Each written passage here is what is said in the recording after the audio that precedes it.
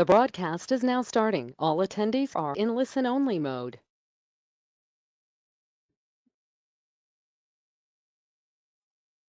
Good afternoon, everyone, and welcome to today's F&D Reports and Credit Intel Analyzing Cash Flows Credit Executive Study Program.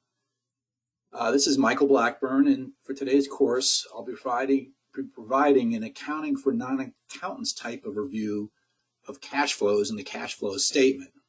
The cash flow statement is one of the three key financial statements companies prepare and disclose, which also includes the balance sheet and the income statement.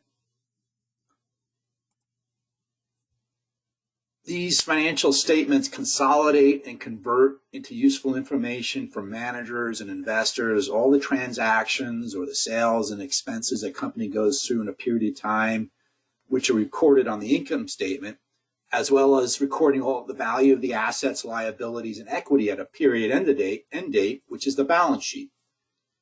The purpose of the cash flow statement is to unwind the impact of what we call accrual accounting, which is different than cash accounting. Instead of recording transactions on a cash basis or simply keeping track of cash inflows and outflows or tracking revenues when they are received and expenses when they are paid, we have this general accepted accounting practice, or GAAP, accrual accounting. Accrual accounting is different than cash accounting. Cash accounting, again, simply measures the cash inflows and outflows. GAAP accrual accounting relies on the realization and matching concept. Revenue is only realized or recognized when goods and services are delivered or earned, not necessarily when the payment for that revenue is received. If revenue is recognized before the cash receipts, an asset and accounts receivable is debited on the balance sheet and total assets increase. This happens when a product is sold with terms, say net 30, which we're all very familiar with. If cash is received before the revenue is recognized, a liability is recorded, an unearned revenue, and that's credit and liabilities increase. But here, again, the sale is not yet recorded. The liability is debited in the period in which the revenue is actually recognized. An example here would be something like a prepaid subscription. So you receive the money up front, but you actually don't earn the value of that subscription until you provide the service in the future period. So the same principle goes with expenses. Matching the expense with the revenue when they are incurred or used up, and then expense during that relevant period. If the expense was something that was acquired, like inventory, and it's not yet used up, they are assets on the balance sheet at the end of the period. So inventory not yet sold is an asset. These assets will become expenses recorded on the income statement in future periods as they're used up. Used up in the case of the inventory was sold. You match the expense, which is the inventory cost, when the related sale is realized, the matching concept. So you kind of get an idea of, the impact of accrual accounting and the timing differences relative to cash flow. The other thing with inventory, if you bought that on terms, that creates an accounts payable or a liability, which is reduced when the bill is eventually paid. So when you reduce your cash, you make that payment on the outstanding accounts payable, and that liability goes off your balance sheet. Some expenses are incurred. Expenses are recorded on the income statement result in liabilities that we billed and or paid in the future period. An example would be like an accrued salary. When you incurred the salary expense for the period but did not yet pay it. For example, companies might pay salaries every 2 weeks, and the quarter end is in the middle of the pay period, say at the end of week 1. So you would accrue 1 week of salary expense, but actually you didn't actually make that payment yet, so you credit accrued liabilities for the same amount. There are two types of non-operating areas where accrual accounting affects cash flow. So we were talking mainly about operating activities, expenses and revenues and inventory and stuff like that. There are other non-operating activities that occur that aren't directly related to the sale and expense and profit of a company. The first is the capital expenditures. That's one of the biggest mismatches of expensing and cash flow is this capital expenditure or CapEx. These are major investments that are not immediately expensed, but they create a fixed asset on the balance sheet, which is expensed over the useful life of the asset. So this future expense is called depreciation expense. So an example here would be like you spend, say, $10 million to buy a building. So you don't expense that full $10 million in year one, in the year that you acquired the asset. You create an asset on the balance sheet, and then over time you match the useful life of that asset over time and we expense it on the income statement. Say if you decide that we're going to get value out of this asset for the next 10 years, we would depreciate it then over the next 10 years. So if we had a simple depreciation schedule and we just decided we were going to expense it $1 million a year for the next 10 years as depreciation expense. So you can see the benefit of accrual accounting here because it smooths out the expense over the life of the asset and records that expense relative to the revenues that are generated. But obviously there's that big mismatch in the cash flow. The other big second item is when a company raises capital, either they're issuing debt or equity. This is not reflected on the income statement, the net income, but the company receives cash from these transactions. So again, you could see a mismatch between cash flow and net income. And the problems with accrual accounting with the mismatch between the bottom line net income and cash flow. With cash accounting, again, your net income or inflows minus your outflows equals your cash flow. Again, this does not occur with accrual accounting. We have these large differences between net income and cash flow. So this is kind of the focus of what we're looking at right now and the focus of today's webinar. So we have the cash flow cycle, and we have three components by which a company with cash enters or leaves a company. So you have the cash from operations, that's the revenues and the expenses and the changes in these assets and liability accounts, the investing activity, that's the capital expenditures and maybe even divestment of major assets, and then the financing activity, the raising of debt and equity, and any dividends or share repurchases that may relate to that.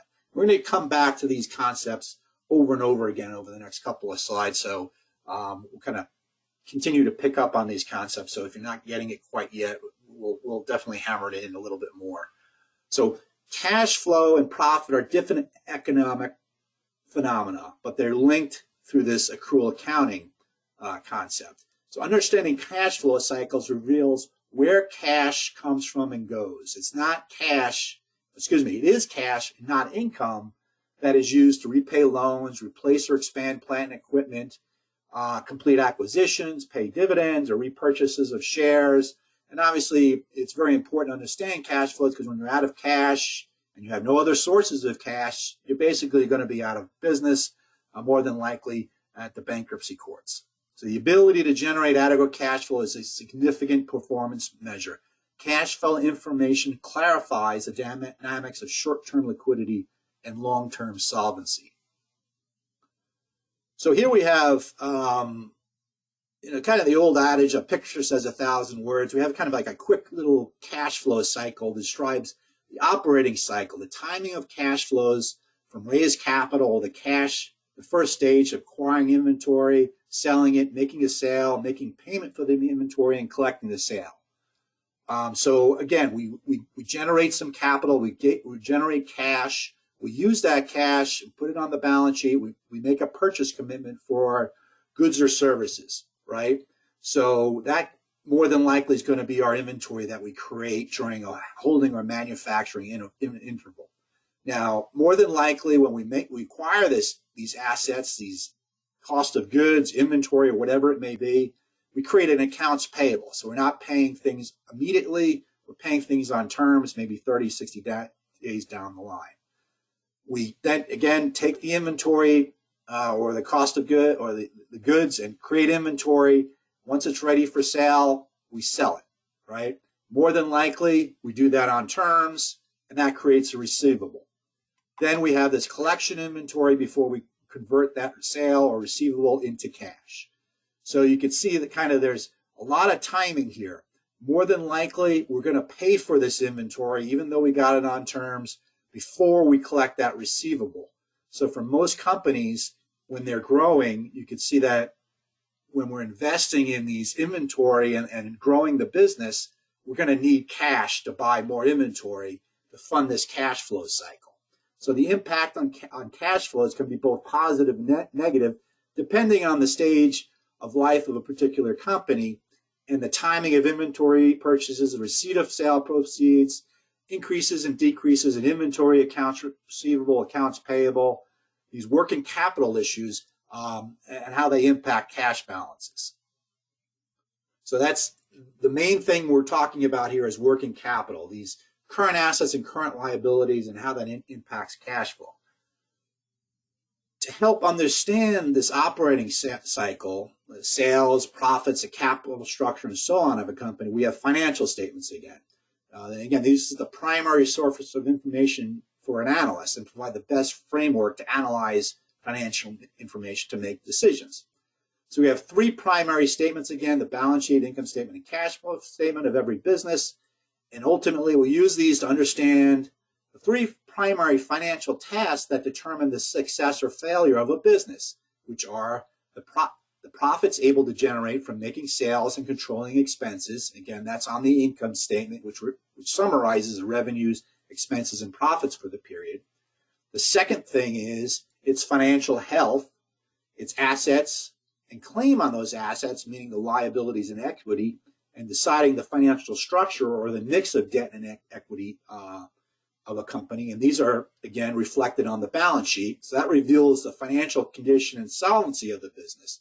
So the first, again, the income statement determines the profitability. The balance sheet, we get an idea of the solvency and the financial condition of the company. And the third is its cash flow, its ability to generate cash flow from profit and other sources and putting that cash to good use.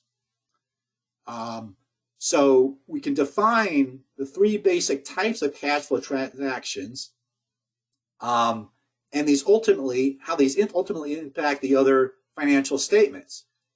First, if we consider the revenues and expenses of a company, these pass through the income statement again on their way to the balance sheet. So the income statement influences the balance sheet through ultimately the profit the company generates, which is recorded in the retained earnings on the balance sheet. So we see all the cash flow impact of these operating activities.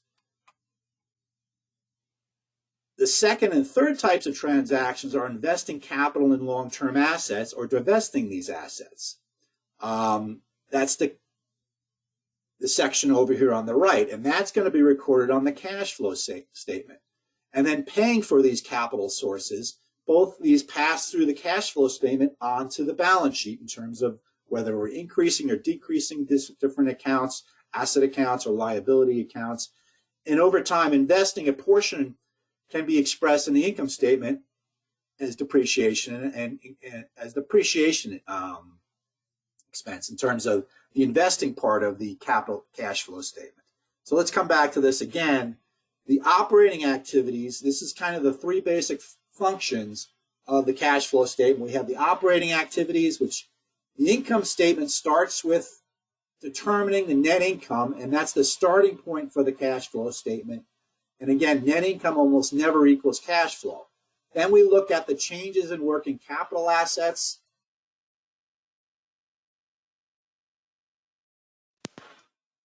accounts payable, the primary assets there, and then any non-cash adjustments, this depreciation expense that we talked about, and other one-time charges or non-cash gains and charges and things of that nature. So then we have the investing activities, the capital expenditures, any acquisitions the company might have made, they bought another company, and any other long-term asset sales. Maybe they sold a company or sold a major asset, and that would be reflected in this investing activities section. And then the fourth is the financing activities. After we do these activities, is there excess cash? Is there a deficiency in cash? Where did that excess cash go? Where did we fund the deficiency in cash? Did we borrow money or repay debt? Did we issue dividends? Did we issue equity? Did we repurchase equity? So those are the three main structural functions of the cash flow statement. So the cash flow statement reflects both the profit-related operating cash flow and non-profit-related activities, the investing and financing cash flows, impact on available cash over the period.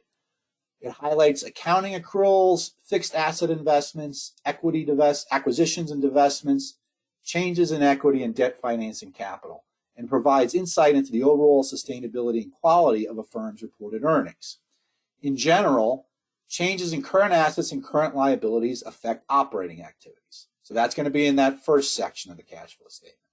Changes in fixed assets on the balance sheet and other non-current assets affect investing activities, the second section.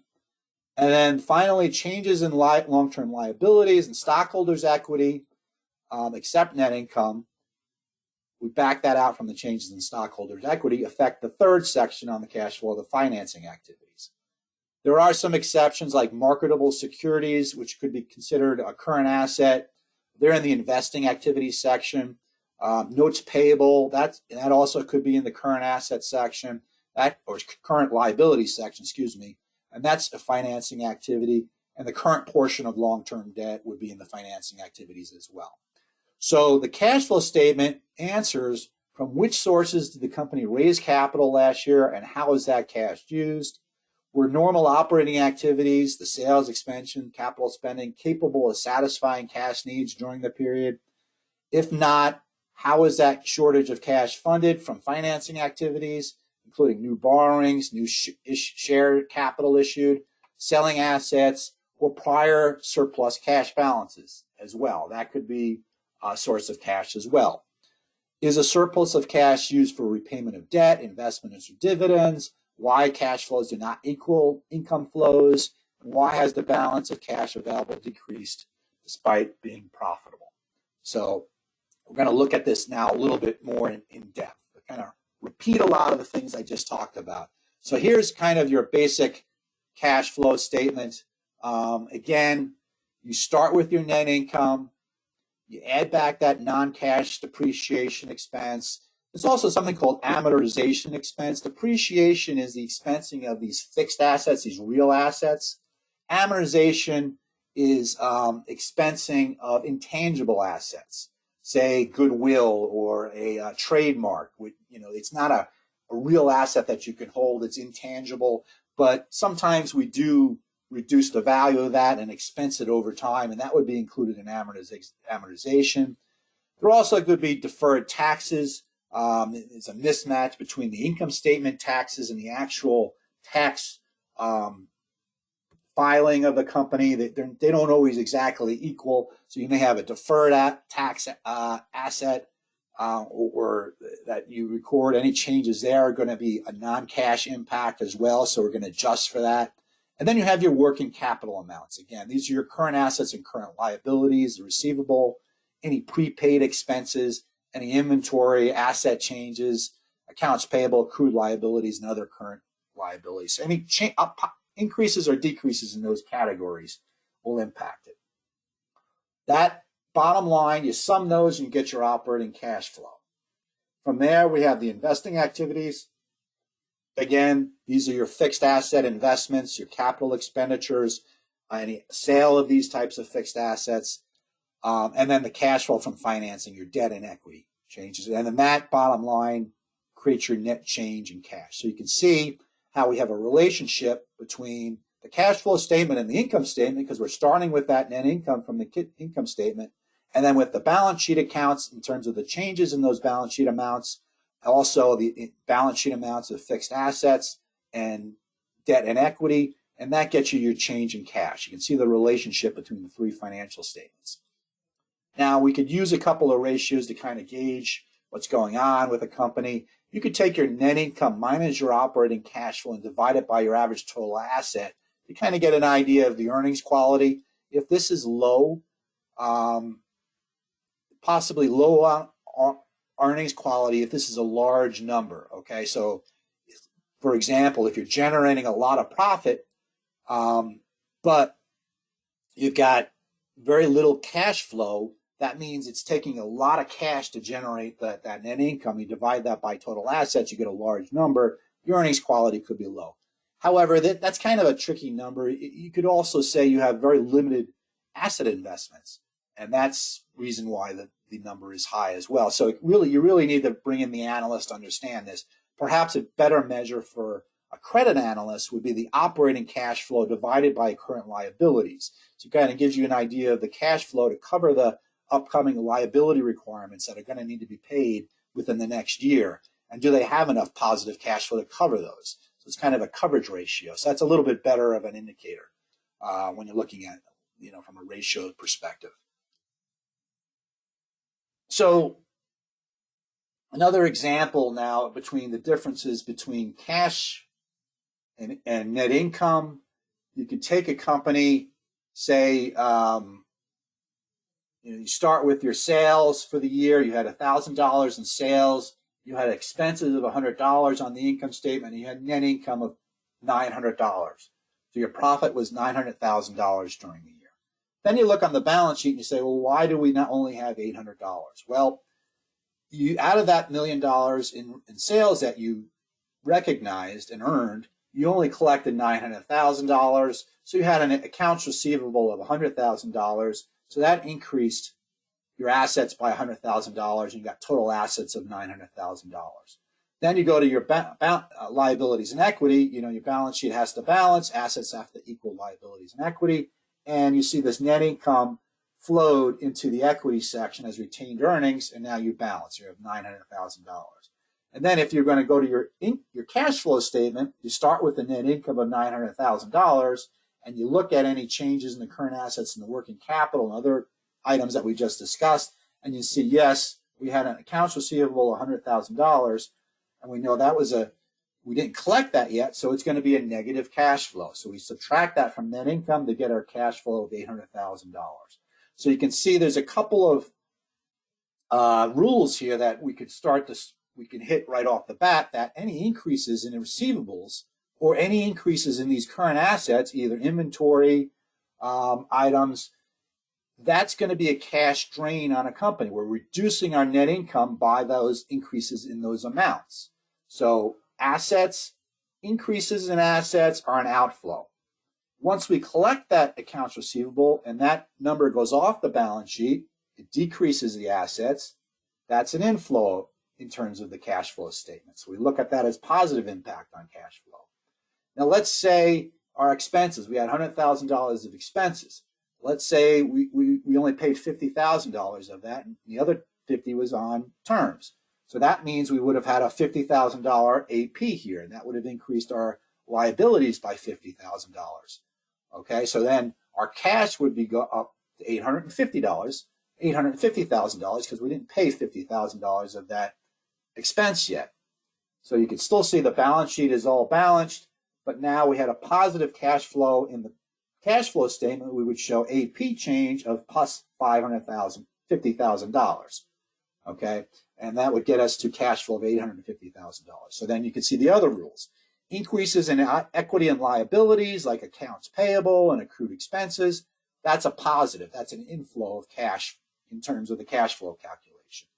And any decreases in these categories, except, for example, when we pay that $50,000 accounts payable, that's going to be an outflow, a negative. So if you kind of memorize this little operating asset increases are cash flow negative, decreases are cash flow positive, operating liability increases are cash flow positive, operating liabilities are cash flow negative. That helps you understand these cash flow impact, or the changes in these asset accounts impact on the cash flow statement. So here we have a more detailed example of a cash flow statement. Again, we start with net income from the income statement. We add back the non-cash outlay of depreciation expense. This has occurred in a prior period, and now we're depreciating it in the future period. And we record that cash outlay in capital expenditures, which is down here in the investing activities. So then we went to the balance sheet. We saw we had an increase in inventory, increase in receivables, increase in prepaid expenses. So these are all negative cash flow items. Then we saw we had an increase in accounts payable, an increase in accrued expense, and an increase in the income tax payable as well. You net all these things together, and we have cash flow from operating activities of $202,000 roughly.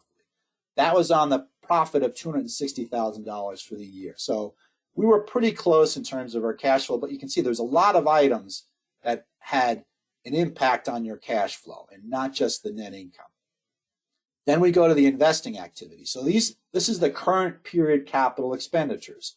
How much did you purchase? How much did you spend to purchase any new property, plant, and equipment? And this period is about $389,000. Okay, so that's a negative. So we can get to something called a free cash flow when we take our operating cash flow minus this capital expenditure portion of the investing activities to say, well, from the cash flow operating activities that we incurred in the current period in terms of the revenues, expenses, and the accounts payable, inventory, and all the working capital shifts, plus the amount we invested back into the business during the period, how much cash flow do we generate, or how much free cash flow do we generate? So if we take 201 minus this 389, we get this $187,000 number. We have negative free cash flow. So the next question then is, well, how did we finance this negative free cash flow? Well, we increased our short-term debt by $50,000. We had long-term borrowings of $75,000. And then we also issued $100,000 in new stock. So roughly $125,000 in borrowings and $100,000 in new stock. So that left a surplus after we backed out the negative free cash flow, $187,000, of roughly $37,000. With that, we paid $93,000 in dividends. So the net impact was $131,000 in financing activities. The remaining difference was a negative change in cash of $56,000. Okay, so that more than likely then at the end of that period, we had over $56,000 to be able to finance that additional dividend payment. So that gives you just kind of a quick idea of, again, the cash flow statements. Now, here I've got a little bit of an example to kind of, again, show you how to use a balance sheet to create our cash flow statement, starting with retained earnings and cash. So we see retained earnings was $50. So that means the company generated a profit of $50. Then we can look at the different cash and liability accounts, and we see, well, cash went down $18. So that is going to be our bottom line for the cash flow statement. We expect to see cash flow decline by $18. We saw receivables increase by $17. Inventories were up by $9.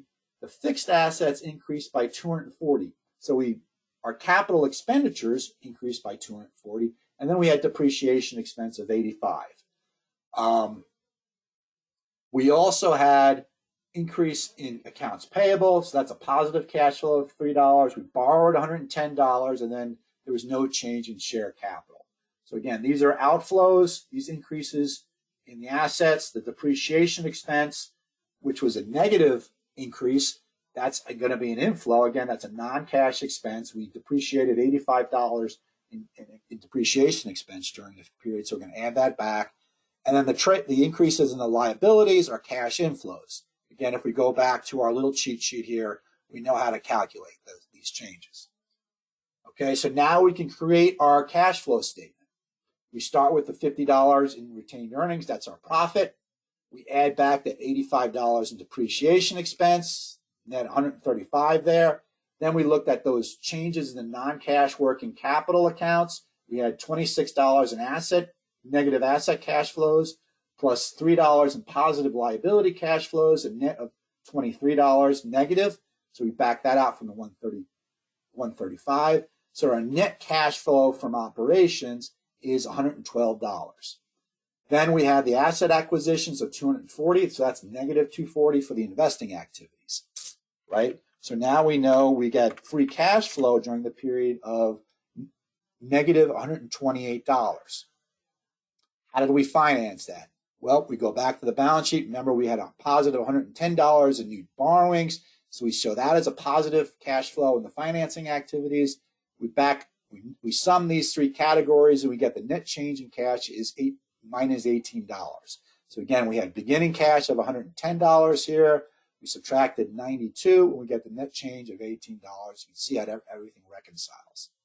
So we start again with the income statement, look at the balance sheet changes, and then reconcile this profit change with the change in the cash flow. Okay? Very simple kind of examples here. So the cash flow requirements, somebody just had a quick question. Again, if anybody does have any questions, feel free to type them in the questions section. I can address them as we're moving along here.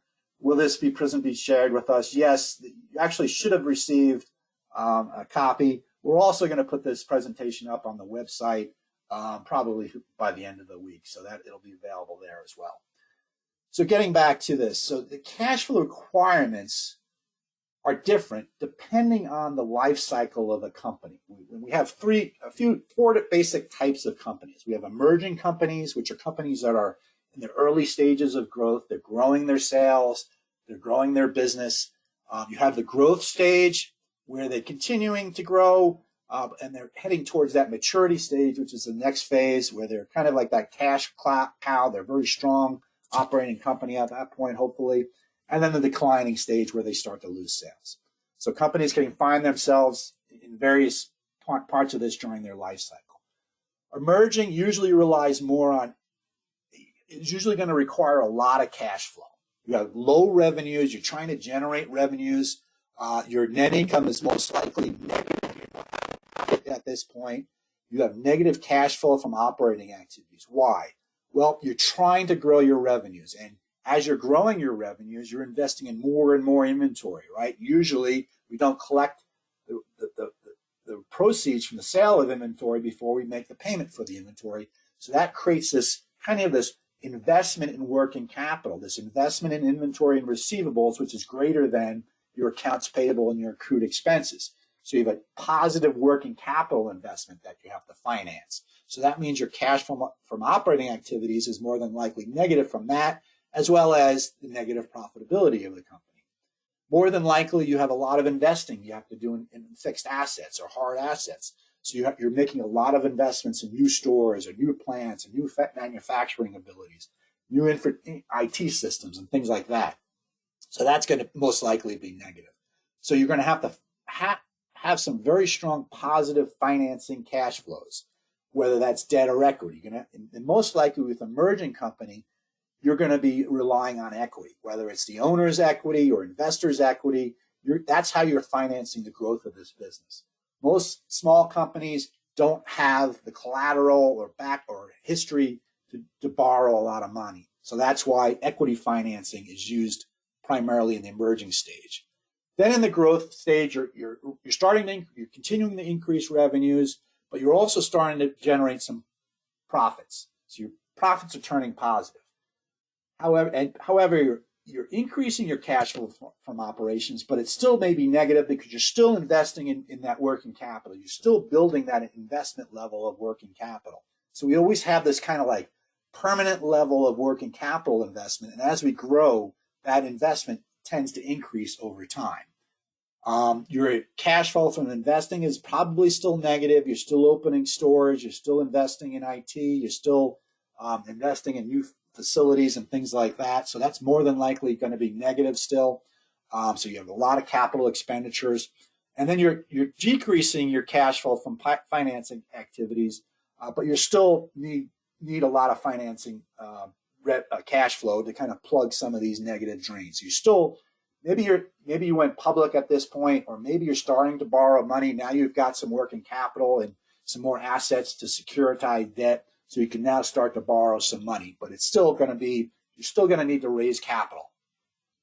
Then hopefully you reach the maturity phase. Your revenues kind of peak out. Your growth slows down. You're generating peak profits. You have generating your positive operating cash flows because you're generating so much profit that even if you are still increasing your working capital investments, it's still negative. You can offset that with the profit generation of the company that you're receiving from the strong revenue growth. Your cash flow from investing activities may begin to stabilize. Most likely, it's still negative because you're reinvesting in the business, and then cash flow from financing activities more than likely is going to become negative. You're going to start to repay some of that debt you needed to grow. You may start paying dividends. You even may start to repurchase some of the stocks that you had issued over time. So that's going to start to, you're going to be able to generate enough free cash flow at this point to kind of repay debt or return cash flow to investors. And then there's the declining phase where your revenues are decreasing, your profits are decreasing, and they may start to become negative.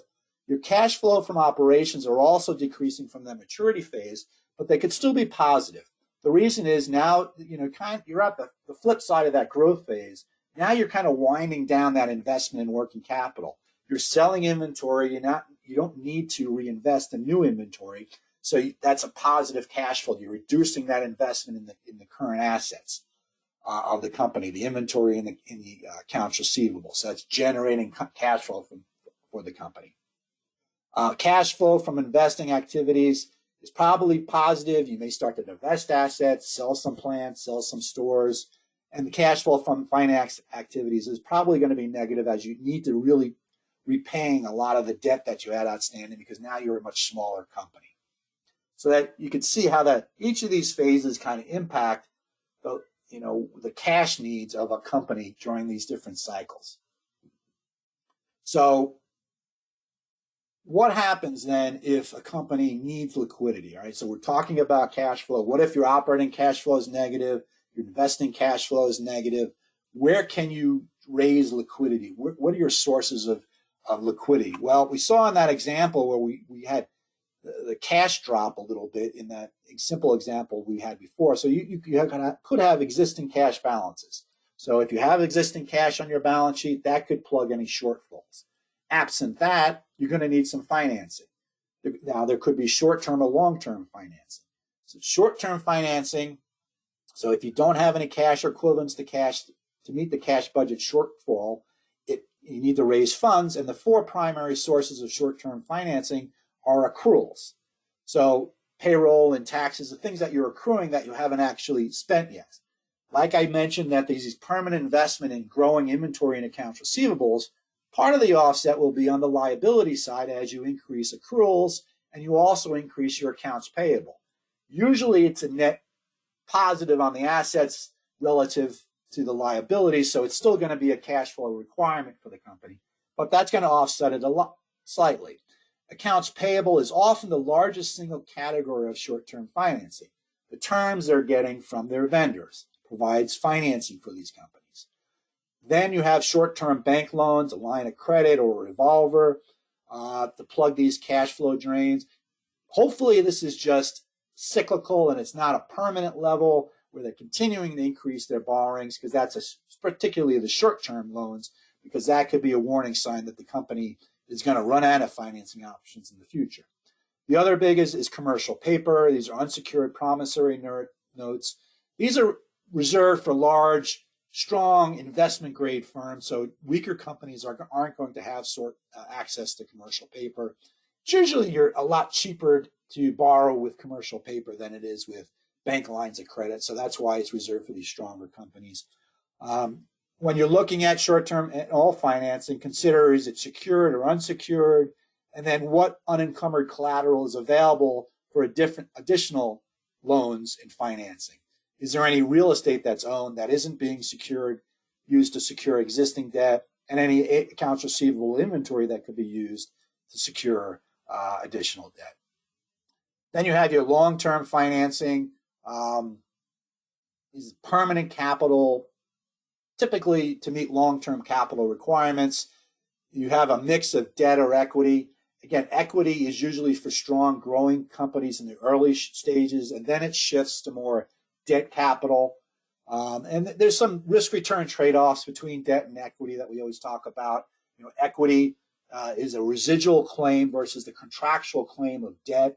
So you've got to make your payment of all your debt before you are required to make any payments return to equity holders. So like in a bankruptcy is a clear example of the structure of a company's balance sheet in terms of the claims on the assets of the company.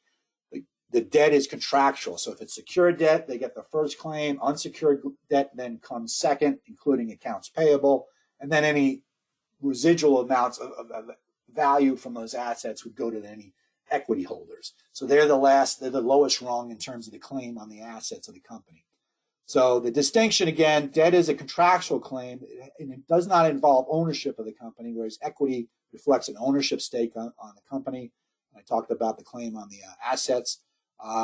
Debt has a maturity. Equity has no stated maturity. Debt has those payment obligations. You have to make those interest payments. And then when the full debt borrowing amount is due, you've got to make that repayment. Equity, you may issue dividends, but again, they're not required. You don't have to do that. And there's certain tax advantages to issuing a certain amount of debt. So optimal capital structure of any company will always involve some level of debt because of the interest tax deductibility of the interest. It provides greater value to the owners, the equity holders. So it actually allows these equity holders to leverage the cash flows of the company, and it provides an advantage from a tax-based perspective. So outside of any financing tools, then you're left with asset sales. Now, you could sell the asset outright, or you could do a sale leaseback, which means let's say you own a store and you want to continue to operate that store. So you sell the store, use the proceeds to fund any cash flow deficits or repay any debt, and then continue to lease the store. So the advantage there is it plugs the cash flow, or maybe it repays a little bit of debt, but now your operating expenses are higher, so your profits are going to be negatively impacted. And then finally, there's lease financing. So if you have a major piece of equipment, perhaps that you're looking to acquire, rather than for the company to acquire it outright, you could go to these leasing companies and they could provide the financing for it, essentially, and lease you the asset. And the reason why companies do that is typically these third-party lease companies might have a certain advantage, a scale to purchase the equipment that you might have as an individual company. So in the long run, financially, it's cheaper to lease the asset than to acquire it outright.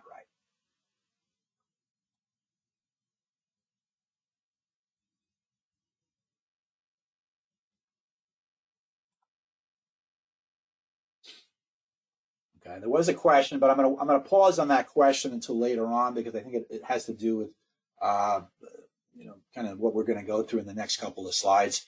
So bringing it back to an actual example, we can look at Rite Aid. And this is Rite Aid's income statement for the last 3 fiscal years. And you can kind of eyeball it and kind of say, well, their sales increased pretty good in 2021. And then 2022, a little bit of growth, but not quite as strong. It kind of sales kind of was flatlined. And then look at your profits.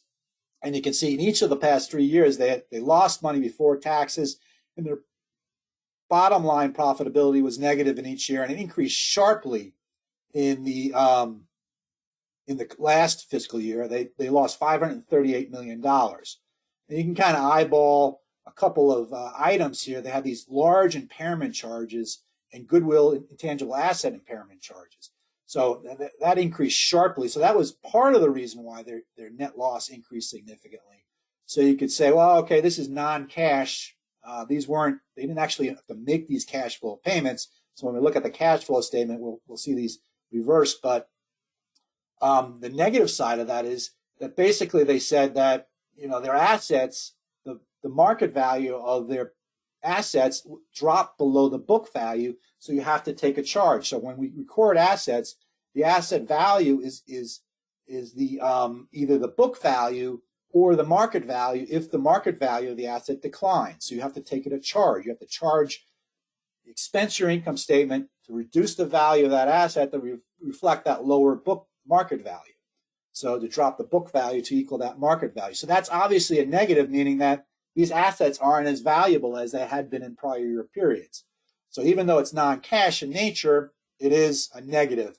And again, you could kind of say, well, they've got a big loss. So let's take the next step and see, well, what did this impact their cash flow? How did they manage their cash flows given these large operating losses? So you can see you start with the net loss from each of the fiscal years. And then if we just concentrate in the current fiscal year, we can go right down to these 2 impairment charges. And in fact, the company did add those back into their cash flow. So that was positive cash flow. You also have the depreciation expense. That's the other big piece of the cash flow positive for the company. and then some other items. But the biggest impact now here, we're looking at the working capital shifts. We had a decrease in accounts receivable, an increase in inventory, an increase in accounts payable, and then a decrease in some operating lease liabilities and some other asset changes. So on a net basis, let's see, the net basis is about $170 million increase in working capital if we add all these up together and see the impact. And, combining all these items together, they actually generated $379 million in positive operating cash flow during the period. A big piece of this, again, was this accounts receivable. And what the company has been doing actually is monetizing a receivable. Center for Medicare study services receivable related to their pharmacy benefit management business. So they sell the receivable before they collect it. They take a discount, but it helps their cash flow. And that's how they've been able to maintain positive cash flow the last couple of years, is by selling that receivable. If they had let that receivable sit on their balance sheet, this would have been negative as well. Okay, so now we want to look at, well, what did they reinvest in the business? Well, they had $194 million plus this intangible assets acquired. In this case, I would lump them in with CapEx because these are pharmacy files that the company acquired. So if we take the $379 million minus this amount, you get $158 million in positive free cash flow. So they're from their operating activities and reinvestment in the business. Even though they lost a lot of money last year, they still had positive free cash flow. Then they sold some assets, they generated some proceeds from an insured loss, maybe a store fire or something like that. And they disposed of some assets. And they also did some sale leasebacks. So what Rite Aid does, they have drugstores, right? So when they build a new store, typically they finance that themselves. Then after a while, they'll sell the store to a third party and lease it back. So that's generally what those proceeds are generated from. So net, they had $134 million investment in those investing activities. Then we could look at the financing activities. They borrowed $350 million, and then they repaid $141 million of the revolver, and they also repaid $545 million of existing debt. So on a net basis, they repaid a pretty nice chunk of their total debt, which is a positive sign. There were some other minor changes here, and then the net change in financing activity of $366 million. And the net change of all these was $120 million negative change in cash. So they started the year with $160 million in cash, back out the $121 million, and their cash was $39 billion on the balance sheet at the end of that period. So again, we reconcile the income statement and the balance sheet and the net income to the cash flow of the company with the cash flow statement. So we can simplify that statement with what we do in our reports is this free cash flow analysis. So we take the three sections on the cash flow statement, the cash from operations, the cash from investing, the cash from financing. We see our net change in cash that we just covered, $121.2 million. To kind of summarize, it makes it a little bit easier to kind of view what's going on here. So that's the fiscal year. I also added the first half of the current fiscal year to show where they are year to date. So we could see that cash, if we jump down to here, free cash flow, again, was $158 million, which we covered before.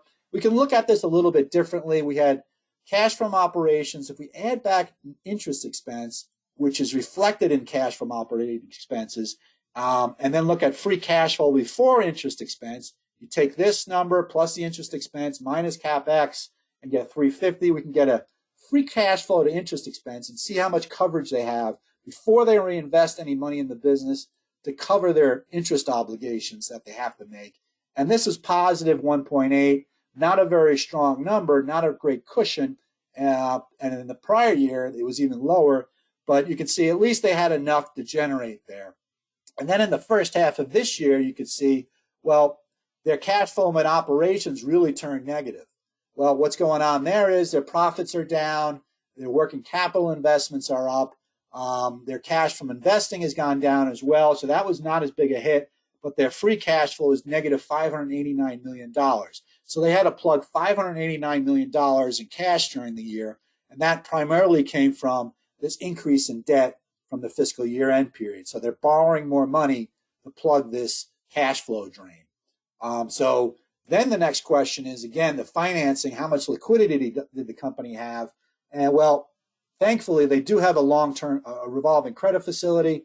They had about $1.3 million in availability. That doesn't mature until 2025, so they've got some time to deal with that. So that provides them with a pretty good cushion during, for the second half of this year, heading into 2023. We think they should have enough liquidity. There wasn't a lot of cash, only $47 million, basically what was in the till. So this free cash flow number, we consider it's better than EBITDA to determine the true cash flow of a company. It's after all these non-cash and one-time items, interest expense, cash taxes, and investments in working capital and fixed assets. So again, after we take into consideration all the cash requirements of the company, this is a real cash flow number. What is a good cash flow number? Well, it determines by the industry, but more particularly the relative stage of a company's life cycle, as we covered before, in terms of the impact on their working capital and the profitability. Unlike earnings, there's really no room for manipulation. This is the cash flow the company generating during the period, so it's a much better picture. And again, it shows you the liquidity needs of the company down the road. It helps predict future cash flows, but doesn't tell us profits, financial well-being, and sources of liquidity of a company. And also, obviously, with retail, we need to consider seasonal sales rings, and that's going to have an impact on your cash flow. For most companies, like if you're a department store, you're going to have a big working capital investment in the third quarter, right, as you build your inventory levels for the holiday period. And then after the holiday period, you're going to have a positive impact from working capital as you unwind that inventory. You sell the inventory, and you don't replace it yet. You don't need as much inventory in the first quarter. So that's going to, and you're going to be generating a lot of sales and profits during that period, hopefully. So you're going to have a strong fourth quarter positive cash flow, poor, more than likely, third quarter cash flow. And you can see with Rite Aid, they were negative free cash flow in the first half of last year, but not as bad, and third quarter an increase as well. Then in the fourth quarter, they did pick up some cash flow, primarily, again, from monetizing that receivable, but also you could argue, that the flu season would be positive for them in the fourth quarter, in the winter months when more flu and medicine and front end and pharmacy scripts are needed. So it tends to be one of their stronger quarters overall. So that's kind of, again, bringing it, kind of rounding out some of the analysis that we can do with the cash flow statement and understanding the cash flow requirements of the company, and then the sources, looking at the changes in debt and the financing and the sources of liquidity of a company to plug any potential drain. So if Rite Aid's burning almost $600,000 in the first half, we just assume they're going to burn another $600,000 in the second half, we'd want to have at least 1.2 in availability during that period. And in fact, they do. But again, I expect them to generate some positive cash flow from monetizing a receivable in the second half. They have that flexibility. And again, fourth quarter cash flow should improve a little bit as well. One of the things you often hear with companies managing their working capital. And what this means is using trade vendors as a source of financing in terms of increasing their accounts payable. So they're going to increase their financing from vendors, their accounts payable levels, and we kind of gauge what would be the impact of a company from increasing or, worst case, decreasing trade support. So if we looked at Rite Aid's accounts payable level at the end of their second quarter, August 27th, we calculated based on their cost of goods sold, the days payable outstanding of about 29 days. We could say, well, what if they lost a third of their trade support and days payable dropped to about 19 days? What impact would that have on their liquidity? And you can see that would drop their liquidity by over $500 million. So we're dealing with a company like Rite Aid that has negative cash flow, at least through the first half, decent liquidity at the end of the second quarter of $1.3 million. But if they lost $500 million of that. Now their liquidity drops to $800 million, and now you're in a much tighter situation. So you could see with a company like Rite Aid, it's critical for them to maintain strong vendor support. Interestingly, in the last couple of weeks, we did hear reports that Rite Aid has put out letters to request extended terms to vendors, certain vendors. I'm not sure if every vendor got that, but I know a lot of you probably did. So that's an interesting turn of events. And obviously, we have these guys on our radar. Certainly, they're an E credit rating, very difficult outlook for the company. We do think on paper they have the liquidity to get into the first half of next year. But again, that's contingent on them maintaining good vendor relations and good vendor support, because they can't afford to lose any vendor support through this process. I did have a question. I'm just going to pause for a second on that to just kind of review the question, and let me get back to you. EBITDA is a popular measure of cash flow, but it is not. Let me just pull this out.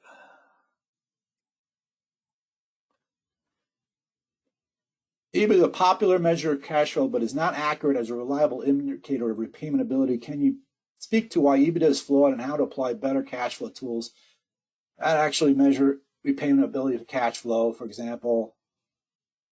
Yes, so exactly.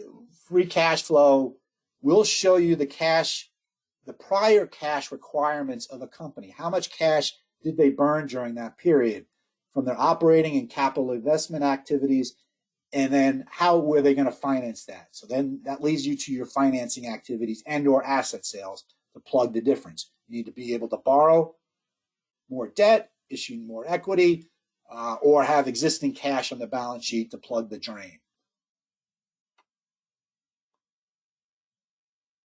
And then how do we calculate average total assets in the net income minus operating cash flow divided by average total asset formula? Usually I would just take the last 4 quarters of assets to kind of average that.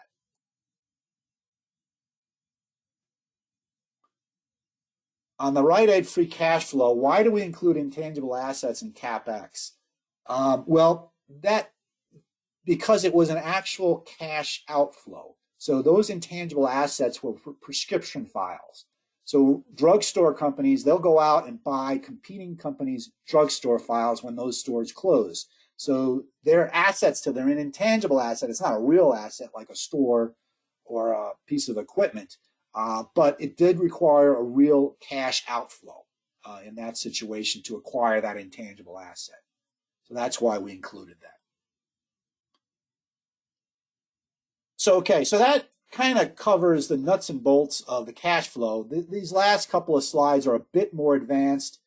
They focus on forecasting cash flow needs. So how do we calculate a cash flow statement for the next year, and what do we think the cash flow requirements might be for this company? So we obviously have to rely on existing ratios and existing financial statements. So we look at the income statement for the last year and the balance sheet amounts for the last year and calculate some ratios to kind of understand where is this company currently. And then we're going to start with the income statement, start with sales, and then project out, well, what do we think our sales are going to be next year? And given those sales, what will our expenses and profits be? Okay, so if we start with the income statement, we think there's a good chance we're going to grow sales by 15%. So we had just over $6 million in sales last year. So next year we think sales will grow to about $6.9 billion. So what is the cost of goods related to those sales? Well, last year our gross profit was 2.1. 2.1 divided by that 6 million gives you a gross profit margin of about 35%. We assume we're going to have stable margins. So we're going to apply a 35% gross profit margin to that and get $2.4 million gross profit. Then we look at our operating expenses of 1.6 billion. We're going to say, well, these expenses are increasing. We budgeted about an 11% increase. So we're going to get $1.8 billion in expenses, an operating profit of $592,000. We expect $92,000 given our debt levels of about $92,000 of interest expense, Based on that, a tax of about $170,000. That gives us net income of $329,600. So our net income increased by $69,000. Then we want to figure out, well, what is the capital increase to support that profit increase? And when we calculated our balance sheet, we saw a net increase of operating assets of $420,000. So our net operating assets minus operating liabilities increased to 3.3. Our debt increased to 1.065. Our equity increased to 2.256. Well, obviously, we need to figure out how we got to these numbers. And what we're going to do here is, given these sales, inventory requirements, expense requirements, accounts payable, we're going to look at asset turnover. We're going to look at our days sales outstanding, our receivables amount, our days payable, our accounts payable amount, our inventory turnover, our inventory amounts.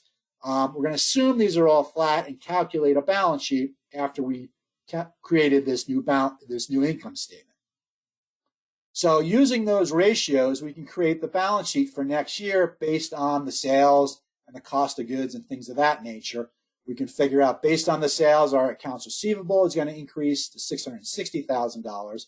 Again, we're just using these existing days sales, DPO, and inventory turnover ratios. So we have the equation, right? So we have the increase, we have the sales numbers, right, that we calculated here, and then we just plug in the new sales numbers to create the receivables, the new cost of goods number to create the AP number, the new, again, the new cost of goods number to create the inventory turnover and the inventory amount.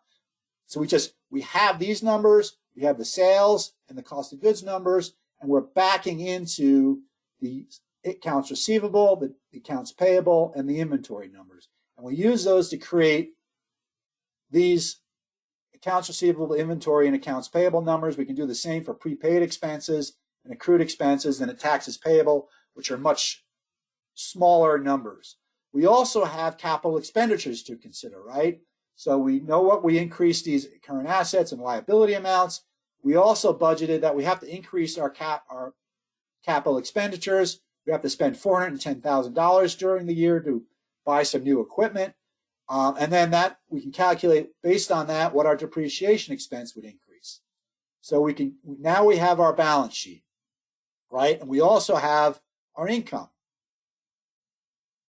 our retained earnings, right? So we know that our profit was $329,000, so we increased retained earnings. We're not planning on issuing any new capital stock, so now we know our equity amount increased to $2.256 million.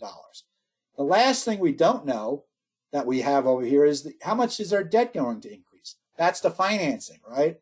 Activity. How much cash surplus or deficit is the company going to generate from these sales and these changes in assets and liability amounts? What's going to be our cash requirement? Well, now we can go create a cash flow statement.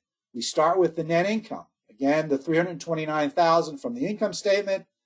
We have our depreciation expense increase. That was a positive cash flow. We reduced that when we calculated our net income. That was an expense, so we add it back in. It was a non-cash expense.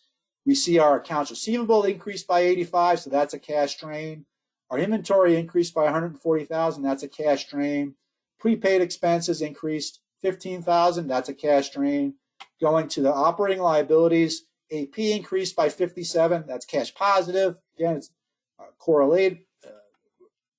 They're a direct relationship, whereas the assets are an inverse relationship. Accrued expenses increased 25,000, and the taxes payable increased by $3,000. Okay, so if we net all these amounts, we generated cash from operating activities of $320,000, about $319,600. Okay, then we know we increased our capital expenditures by $410,000. So we can see our free cash flow is the $319 in operating cash flow minus the $410,000 in capital expenditures. We had a negative free cash flow of $90,400. So that's the deficit that we need to plug. We borrowed money. we increased our debt by the $90,400, and that increased our debt amount. So hopefully that was a good, clear explanation of the relationship of all three of these financial statements and how we use the cash flow statement to reconcile the net income to the change in cash flow on the balance sheet. The net change after we borrowed that money was zero. So we had $250,000 in the beginning of the year and $250,000 at the end of the year. Okay. So that's the end of my remarks. I'd be happy to stay here and address any questions. If anyone has any follow-up questions or any feedback at all, we'd love to hear from you. Please send me an email or give me a call. Information right here at the end. And again, the presentation will be up on the website by the end of the week.